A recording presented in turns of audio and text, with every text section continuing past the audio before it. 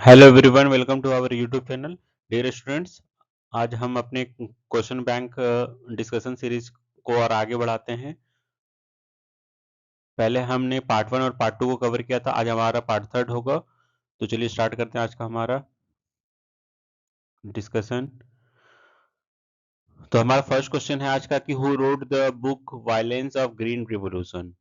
ठीक है, यानी ग्रीन रेवोल्यूशन एक बुक है जिसका नाम है वायलेंस ऑफ ग्रीन रेवोल्यूशन। तो इस बुक को किसने लिखा है? तो इनका जो नाम है ऑथर का, वो है वंदना शिवा। ठीक है, तो who wrote the book violence of green revolution, तो आपको टिक लगाना है वंदना शिवा। नेक्स्ट क्वेश्चन है कि the Chipko movement is started bye. Chipko movement जो है वो स्टार्ट किनके द्वारा किया गया था? तो सुंदरलाल बहुगुणा। ठीक है, ये कहाँ पे हुआ था? टेहरी गढ़वाल रीजन, उत्तराखंड में। टेहरी गढ़वाल। ठीक है, तो आपको इस तरह से याद रखना कि Chipko movement is started by Sundarlal Bahuguna. ठीक है, और कहाँ हुआ था? Tehri Garhwal region, Uttarakhand. Green revolution is associated with, मतलब हरित क्रांति जो है वो किससे संबंधित है? तो एग्रीकल्चर से, यानी खेती से। फिर है which gas is likely to be reduce in the atmosphere by deforestation. इनमें से कौन सा गैस है जो डिफोरेस्टेशन यानी कि पेड़ों की कटाई होने की वजह से वायुमंडल में यानी एटमॉस्फेयर में वो गैस कम हो जाता है? तो हमारा करेक्ट आंसर है ऑक्सीजन। ठीक है, यानी ऑक्सीजन का कमी हो जाएगा। Extensive planting of trees to increase forest cover is called. अगर हम ज्यादा से ज्यादा फॉरेस्ट कवर करते हैं प्लांट लगाकर, तो उस प्रोसेस को हम क्या कहते हैं? तो उसे हम एफॉरेस्टेशन कहते हैं। ठीक है, यानी planting more and more trees is called afforestation and cutting of trees is called deforestation. पेड़ को अगर हम काटते हैं तो उसे हम डिफॉरेस्टेशन कहेंगे, और पेड़ को हम लगाएंगे तो उसे एफॉरेस्टेशन कहेंगे। नेक्स्ट क्वेश्चन हमारा कि soil erosion can be prevented by, यानी मृदा अपरदन जो है उससे रोका जा सकता है। तो किसके द्वारा? एफोरेस्टेशन प्रोग्राम के द्वारा। अगर हम एफोरेस्टेशन करेंगे, पेड़ को ज्यादा से ज्यादा लगाएंगे, तो हम इससे सॉइल इरोजन को यानी मृदा अपरदन को रोक सकते हैं। नेक्स्ट क्वेश्चन हमारा कि the component of LPG are. LPG gas में, यानी एलपीजी का फुल फॉर्म क्या है आपको याद रखना होगा, लिक्विफाइड पेट्रोलियम गैस। तो एलपीजी गैस जो है ये हम घरेलू चीजों में यूज करते हैं, है ना? इसे हम घरेलू गैस भी कहते हैं। अब घरेलू गैस मतलब कि ये किचन में हम जो भी खाना बनाते हैं तो उसमें एलपीजी का यूज होता है। तो इसमें मेन इसका कंपोनेंट क्या है? तो इसमें होता है propane and butane. Propane and butane. ठीक है, एलपीजी गैस का मुख्य रूप से कंपोनेंट है। The resources that can be replaced by natural ecological cycle is called. उसे हम रिन्यूएबल रिसोर्स कहते हैं, यानी ऐसा रिसोर्सेस जिसे हम नेचुरली इकोलॉजिकल साइकिल में हम उसको रिप्लेस कर सकते हैं, तो वो है रिन्यूएबल रिसोर्स, यानी रिसाइकल कर सकते हैं। नेक्स्ट हमारा क्वेश्चन है कि the amount of solar radiation reaching the earth surface of the earth is called. Solar radiation जो हमारे अर्थ सरफेस में पहुंचता है उसे हम क्या कहते हैं? इन उस अमाउंट को हम क्या कहते हैं? तो सोलर फ्लक्स कहते हैं उसे। ठीक है, यानी कि जिस अमाउंट में सोलर रेडिएशन हमारे अर्थ सरफेस में आता है तो उसे हम क्या कहते हैं? सोलर फ्लक्स कहते हैं। नेक्स्ट क्वेश्चन हमारा कि the most harmful of ultraviolet radiation are. सबसे ज्यादा हार्मफुल अल्ट्रावायलेट रेडिएशन कौन है? तो यूवीसी। तो अल्ट्रावायलेट रेडिएशन ये तीन तरह का होता है, यूवीए, यूवीबी और यूवीसी। ठीक है, तो इसमें सबसे ज्यादा हार्मफुल कौन होगा? सी। और सी हमारे अर्थ सरफेस पे नहीं पहुंच पाता है। क्यों? क्योंकि ओजोन लेयर की वजह से यूवीसी हमारे अर्थ में नहीं आता। यूवीए आता है सबसे ज्यादा हमारे अर्थ में 90%, और यूवीबी आता है हमारे अर्थ में ओनली 10%। तो आपको इस तरह से फैक्ट्स को भी कुछ याद रखना है। नेक्स्ट क्वेश्चन हमारा कि a renewable source of energy is. Renewable source of energy क्या है? इसमें से पेट्रोलियम, कोल, न्यूक्लियर फ्यूल या ट्रीज। तो ये होगा ट्रीज। ठीक है, नेक्स्ट क्वेश्चन हमारा कि the capacity to do work is termed as, यानी कि काम करने की क्षमता को हम क्या कहते हैं? तो उसे हम क्या करते हैं? एनर्जी कहते हैं, यानी ऊर्जा कहते हैं। नेक्स्ट क्वेश्चन है कि the unit of total water content of the soil is known as. Soil में जितने अमाउंट में वाटर होता है उसे हम क्या कलेक्टिवली हम क्या कहते हैं? उसे होलार्ड कहते हैं। ठीक है, एक होता है चेसार्ड एंड इकार्ड, ठीक है, और इसको मिला के हम क्या बोलते हैं, होलार्ड, ठीक है। नेक्स्ट क्वेश्चन है कि पेडोलॉजी, पेडोलॉजी किससे संबंधित है, स्टडी ऑफ सॉइल। पेडोलॉजी, पेडो का मतलब होता है सॉइल और रॉक्स, और लॉजी मतलब होता है स्टडी, ठीक है, तो pedology, the study of soil is called pedology. Next question हमारा कि व्हाट इज डिफोरेस्टेशन, डिफोरेस्टेशन क्या है, तो डिस्ट्रक्शन ऑफ फॉरेस्ट, जंगल या वन को हम खत्म करेंगे, नष्ट करेंगे तो उसे हम क्या कहते हैं, डिफोरेस्टेशन। नेक्स्ट क्वेश्चन हमारा, डिफोरेस्टेशन जनरली डिक्रीजेस, डिफोरेस्टेशन जो होने की वजह से डिक्रीज होता है, क्या डिक्रीज होगा, रेनफॉल, है ना, यानी बारिश की कमी होगा। नेक्स्ट क्वेश्चन है which among the following result in the formation of soil, इनमें से कौन सा प्रोसेस जो है वो सॉइल फॉर्मेशन में होता है, तो वेदरिंग प्रोसेस, वेदरिंग का मतलब होता है ब्रेक डाउन। अब इसमें जो ब्रेक डाउन होगा यानी टूटना, तो ब्रेक डाउन किसका होगा, रॉक्स का, और वही रॉक्स धीरे धीरे क्या फिर क्या बनेगा, सॉइल, तो ब्रेक डाउन ऑफ रॉक्स उस, है ना, इसे हम वेदरिंग कहते हैं। नेक्स्ट क्वेश्चन हमारा कि मल्चिंग हेल्प्स इन, मल्चिंग जो है वो हेल्प करता है किसमें, मॉइस्चर कंजर्वेशन के लिए, ये सॉइल सॉइल में होता है मल्चिंग, है ना। नेक्स्ट क्वेश्चन है कि dash is an example of bottom feeders, bottom feeders हम किसे कहते हैं, तो कैटफिश को। नेक्स्ट क्वेश्चन है कि dash trees shade there leaves during winter and hot summer, कौन सा इसमें से ट्री जो है वो विंटर में अपना लीव्स को शेड करता है और हॉट समर में शेड करता है, तो डेसोडियस ट्री, डेसोडियस मतलब पर्णपाती, है ना। तो हमने हमने पढ़ा है फॉरेस्ट, बहुत तरह के फॉरेस्ट होते हैं हमारे इंडिया में, ठीक है, तो कुछ रेन फॉरेस्ट होते हैं, कुछ डेसोडियस फॉरेस्ट होते हैं। रेन फॉरेस्ट को हम सदाबहार वन कहते हैं और डेसोडियस फॉरेस्ट को पर्णपाती वन कहते हैं। तो इसमें जो हमारा करेक्ट आंसर होगा वो होगा डेसिडियस फॉरेस्ट मतलब पर्णपाती वन। फिर नेक्स्ट क्वेश्चन हमारा कि dash is a cold desert in India, India में सबसे कोल्ड डेजर्ट कौन सा है, कोल्ड मतलब ठंडा, ठंडा डेजर्ट, मरुस्थल, है ना, ठंड जहाँ पे सबसे ज्यादा ठंड होता है, तो लद्दाख, ठीक है। नेक्स्ट क्वेश्चन है कि a lake ecosystem function as, lake ecosystem जो है वो फंक्शन करता है किस तरह का, तो तराइन तरह का, ठीक है। नेक्स्ट क्वेश्चन है कि an example of nitrogen fixing bacteria is in the soil, तो हम सब जानते हैं कि कुछ बैक्टीरिया बहुत हेल्पफुल होता है, जिसमें से नाइट्रोजन फिक्सेसिंग बैक्टीरिया है। तो नाइट्रोजन जो सॉइल में नाइट्रोजन फिक्सेसिंग बैक्टीरिया होता है तो वो कौन सा बैक्टीरिया है, तो उसे हम एजिटोबैक्टर कहते हैं, ठीक है। अब सॉइल में ऐसा नहीं है कि राइजोबियम नहीं है, नॉस्टॉक नहीं है, नाइट्रोबैक्टर नहीं, सभी है, लेकिन नाइट्रोजन फिक्सिंग बैक्टीरिया जो कि एजिटोबैक्टर कहते हैं, ठीक है। राइजोबियम भी करते हैं ये हमारे प्लांट के जो रूट नोड्यूल्स होते हैं सॉइल के अंदर उसमें राइजोबियम होते हैं, ठीक है। तो इसमें से जो बेस्ट हमारा करेक्ट आंसर होगा वो एजेक्टोबैक्टर होगा। फिर है an example of one way ecological cycle is, one way ecological cycle हमको हम क्या कहते हैं, एनर्जी साइकिल कहते हैं, एनर्जी साइकिल या न्यूट्रिएंट साइकिल या बायोजियोकेमिकल साइकिल, तो इसका बहुत सारा नाम है तो आपको याद रखना हो, एनर्जी साइकिल भी कहते हैं, न्यूट्रिएंट साइकिल भी कहते हैं, बायोजियोकेमिकल साइकिल भी कहते हैं। इसके बाद हमारा फिर नेक्स्ट क्वेश्चन है कि brackish water ecosystem in river deltas are among, तो यानी कि जो ब्रैकिश वाटर है वो रिवर डेल्टा में होता है, तो ये क्या होता है, the most productive in terms of biomass production, ये सबसे ज्यादा प्रोडक्टिव होता है, प्रोडक्टिव मतलब कि ये बहुत ज्यादा उर्वरक, इसमें बहुत ज्यादा उर्वरकता होता है, ये बहुत फर्टाइल होता है, प्रोडक्टिव होता है। नेक्स्ट हमारा कि इकोलॉजी इज, इकोलॉजी क्या है, तो the study of the relationship between organism and their environment, ठीक है, यानी कि किसी ऑर्गेनिजम्स का और उसके फिजिकल एनवायरनमेंट के स्टडी को हम इकोलॉजी कहते हैं, यानी कि the study of the relationship between organism and their physical environment. Next question हमारा कि forest grows in high rainfall areas are, मैंने जहाँ पे सबसे ज्यादा बारिश होती है उस जगह पे किस टाइप के फॉरेस्ट ग्रो करता है, तो वहां पे एवरग्रीन फॉरेस्ट होता है, एवरग्रीन मतलब सदाबहार वन। नेक्स्ट क्वेश्चन है कि फंगी इज अ, तो फंगी कैसा है, तो फंगी माइक्रो कंज्यूमर है, क्योंकि ये फंगी वगैरह ये सब क्या डिकम्पोजर होते हैं, तो इसलिए इसको माइक्रो कंज्यूमर भी कहते हैं। माइक्रो मतलब छोटा, कंज्यूमर मतलब उपभोक्ता, माइक्रो मतलब सूक्ष्म भी बोल सकते हैं, है ना, तो ये एक तरह का ये क्या है, सूक्ष्म जीव है।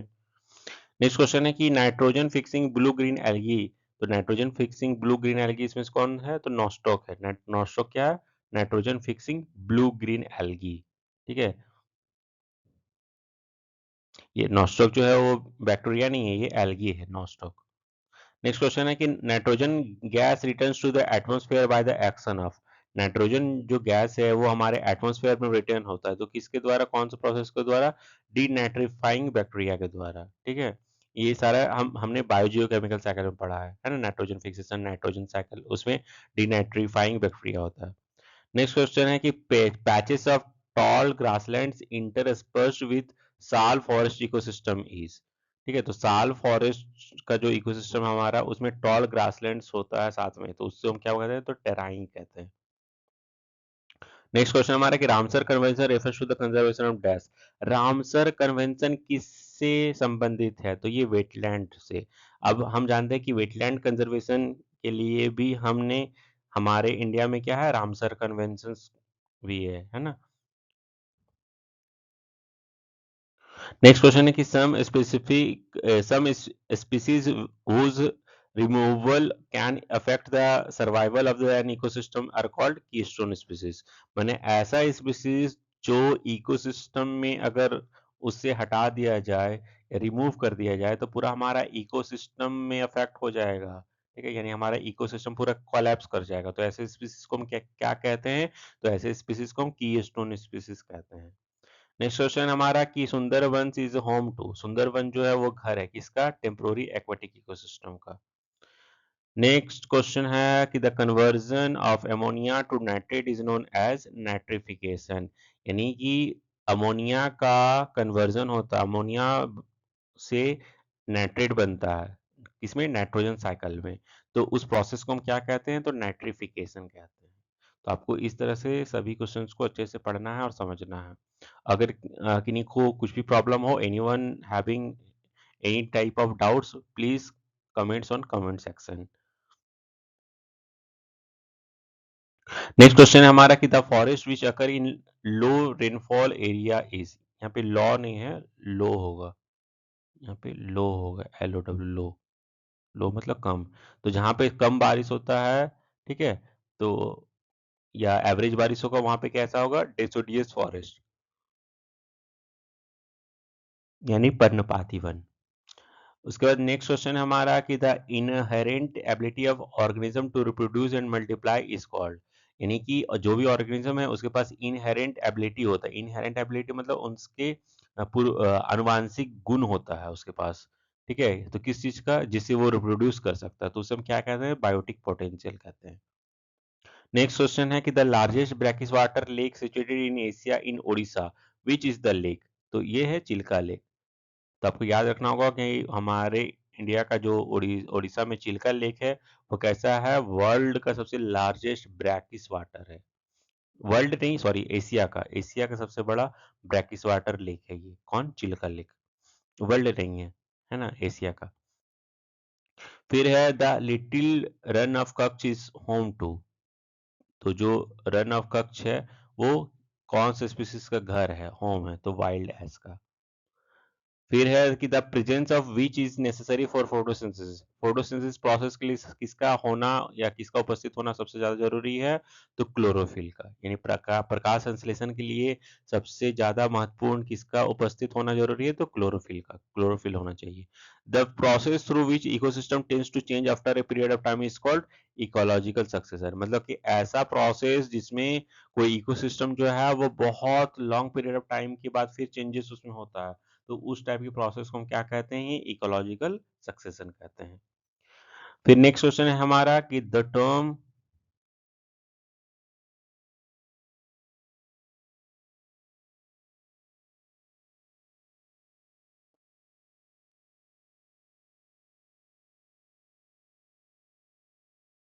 फिर हमारा कि the species that flower are called, ठीक है, यानी कि वो स्पीसीज जिसमें फ्लावर्स होते हैं, ऐसे स्पीसीज को क्या कहते हैं, तो एंजियोस्पर्म्स कहते हैं। फिर नेक्स्ट क्वेश्चन है कि the term eco implies, eco का मतलब क्या होता है, तो इको मींस एनवायरनमेंट। फिर है the world biophilia was coined by, biophilia word जो है वो किसने दिया था, तो ईओ विल्सन ने। फिर नेक्स्ट क्वेश्चन है कि व्हाट इज डेंड्रोलॉजी, डेंड्रोलॉजी किससे संबंधित है, तो स्टडी ऑफ ट्रीज, हम स्टडी ऑफ ट्रीज को क्या बोलते हैं, डेंड्रोलॉजी, डेंड्रोलॉजी में हम क्या पढ़ते हैं, स्टडी ऑफ ट्रीज। फिर नेक्स्ट क्वेश्चन है कि what is edge species, edge species क्या है, कि the species which occur abundantly in the ecotone, ecotone में वैसा स्पीसीज जो सबसे ज्यादा मिलता है उसे हम एज स्पीसीज कहते हैं। अब सबसे पहला बात है कि व्हाट इज इकोटोन। तो इकोटोन ऐसा जोन है जहाँ पे दो इकोसिस्टम आपस में मिलता है, यानी कि जहाँ पे टेरेस्ट्रियल और एक्वाटिक दोनों इकोसिस्टम जहाँ पे मिलता है, इंटरमिक्स होता है, तो वो वाला जगह को हम इकोटोन कहते हैं। और वहाँ पे जो स्पीसीज होगा उसे हम एज स्पीसीज कहेंगे या एज एज अफेक्ट कहेंगे। ठीक है, तो आपको ये चीज याद रखने होंगे, तब आपको समझ में आएगा कि ये होता क्या है।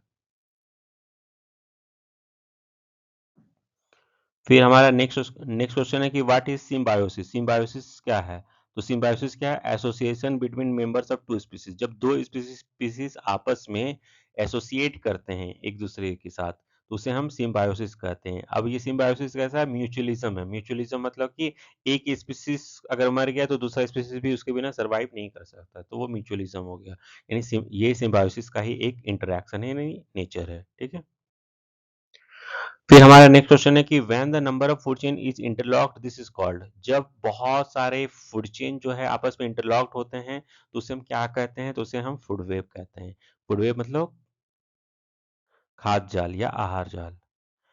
Which is an example of sedimentary biogeochemical cycle. इसमें से कौन सा है जो बायोजियोकेमिकल साइकिल का सेडिमेंट्री साइकिल है?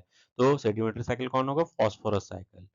फिर नेक्स्ट क्वेश्चन है कि which is the second largest species in richness. सबसे ज्यादा जो कौन सा सबसे ज्यादा स्पीसीज रिचनेस है जो कि सेकंड लार्जेस्ट है? तो वो है कोरल रीफ्स, है ना, ये सेकंड लार्जेस्ट है। फिर हमारा नेक्स्ट क्वेश्चन है कि grassland of USA is refer to as. Grassland जो है यूएसए में, ग्रासलैंड को यानी घास के मैदान को हम क्या कहते हैं? तो प्रेरीज कहते हैं। यूएसए में यानी यूनाइटेड स्टेट्स ऑफ अमेरिका। ठीक है, तो उधर हम ग्रासलैंड जो होता है यानी घास का जो मैदान होता है उसे किस नाम से जाना जाता है? उसे ये क्या कहते हैं? तो प्रेरीज कहते हैं। फिर नेक्स्ट क्वेश्चन है कि the complex network of interconnected food chain is called. ठीक है, इंटरकनेक्टेड बहुत सारे फूड चेन्स को यानी उसका कॉम्प्लेक्स नेटवर्क को हम क्या कहते हैं? Food web. फिर से घूम के वही वैसे क्वेश्चन आ गया, फूड वेव यहाँ भी, फूड वेव यहाँ भी। तो क्वेश्चंस को मॉडिफाई करके कुछ भी पूछा जा सकता है। फिर हमारा नेक्स्ट क्वेश्चन है कि the animal which consumes decaying organic matter is. यानी वैसे एनिमल्स जो डिकेइंग ऑर्गेनिक मैटर को कंज्यूम करते हैं उसे क्या कहते हैं? तो डेट्रीवोरस। डेट्रीवोरस यानी डिकम्पोजर। फिर हमारा नेक्स्ट क्वेश्चन है कि an ecosystem gradually merges with adjoining one through a transitional zone is called. कोई भी इकोसिस्टम जो है वो ग्रेजुअली मर्ज करता है, और वो ट्रांजिशनल जोन को हम क्या कहते हैं? उस ट्रांजिशनल जोन को हम क्या कहते हैं जहाँ पे वो मर्ज करता है? तो हम उसे इकोटोन कहते हैं। ठीक है, फिर नेक्स्ट क्वेश्चन है कि the primary consumers are also called as. Primary consumer को और किस नाम से जाना जाता है या क्या कहते हैं उसे? तो हम हर्बीवोरस कहते हैं, जो हमारा प्राइमरी कंज्यूमर होगा हर्बीवोरस, यानी जो डायरेक्टली प्रोड्यूसर को फीड करता है। फिर नेक्स्ट क्वेश्चन है कि favourable morphological and physiological response to change in environment is called. ठीक है, तो उसे हम एक्लिमेटाइजेशन कहते हैं। ठीक है, यानी कि वैसा मॉर्फोलॉजिकल या फिजियोलॉजिकल रिस्पॉन्स जिससे कोई एनवायरनमेंट में चेंजेस होता है, तो उसे हम एक्लिमेटाइजेशन कहते हैं। फिर हमारा नेक्स्ट क्वेश्चन है कि plants adapted to open sunny habitats are. जो वैसा प्लांट्स जो सनी हैबिटाट्स को अडेप्ट कर लेता है तो उसे हम क्या बोलते हैं? हेलियोफाइट्स, है ना, जहाँ जिसे जो सन का लाइट जो है बहुत ज्यादा अच्छा लगता हो। ठीक है, नेक्स्ट क्वेश्चन है कि temperate forest occurs in India. India में टेम्परेट टाइप का फॉरेस्ट सबसे ज्यादा कहाँ मिलता है? तो हिमालयाज रीजन में। फिर हमारा नेक्स्ट क्वेश्चन है कि in India tropical evergreen forest occur in. Tropical evergreen forest कहाँ पे होता है? तो आसाम में। ठीक है, तो आपको इस तरह से याद रखने होंगे।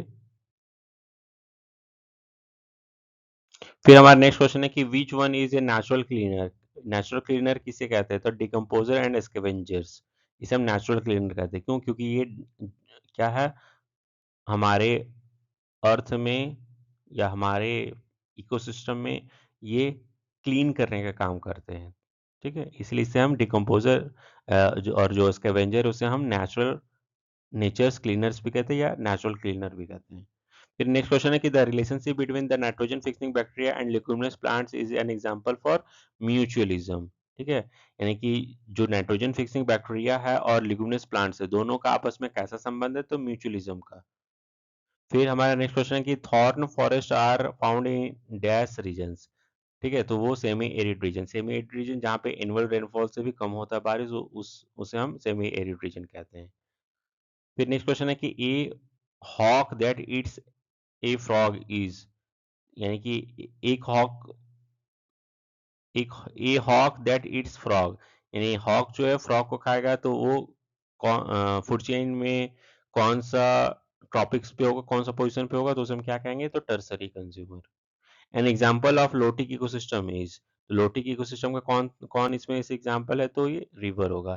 तो अब हम लोटिक इकोसिस्टम जिसे नहीं समझ में आया है, तो वो आप हमारे इकोसिस्टम का वीडियोस को देखिए, उसमें बहुत अच्छे से समझाया गया है कि लोटिक क्या होता है, लैंटिक क्या होता है। तो लैंटिक इकोसिस्टम जो स्टैंडिंग वाटर होता है, लोटिक इकोसिस्टम जो रनिंग वाटर होता है। तो ये यहाँ पे क्या है, रिवर है, तो रिवर कैसा है, लोटिक इकोसिस्टम है।